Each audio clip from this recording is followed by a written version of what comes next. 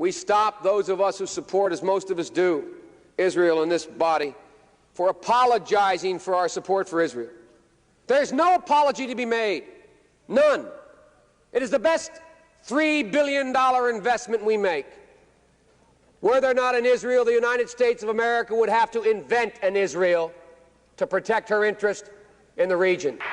The United States would have to go out and invent an Israel. The second part is people should understand by now, this should be crystal clear, that Israel is the single greatest strength America has in the Middle East. I always say to my friends when they say those things to you, I say, imagine our circumstance in the world were there no Israel. How many battleships would there be? How many troops would be stationed? You know, I used to say early on when I was a kid, I'd say, when I was a young senator, I'd say, if I were a Jew, I'd be a Zionist. I am a Zionist. You don't have to be a Jew to be a Zionist. Progress occurs in the Middle East when everyone knows there's simply no space between the United States and Israel.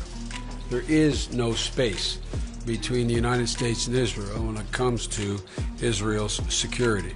There is only one nation in the world that has unequivocally, without hesitation, and consistently confronted the efforts to delegitimize Israel.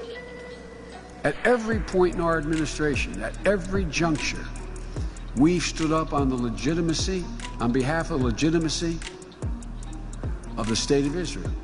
The security of Israel and the United States is inextricably tied, and we will never, ever, ever abandon Israel out of our own self-interest. I also emphasize what I've said throughout this conflict. The United States fully supports Israel's right to defend itself against indiscriminate rocket attacks from Hamas and other Gaza-based terrorist groups that have taken the lives of innocent civilians in Israel.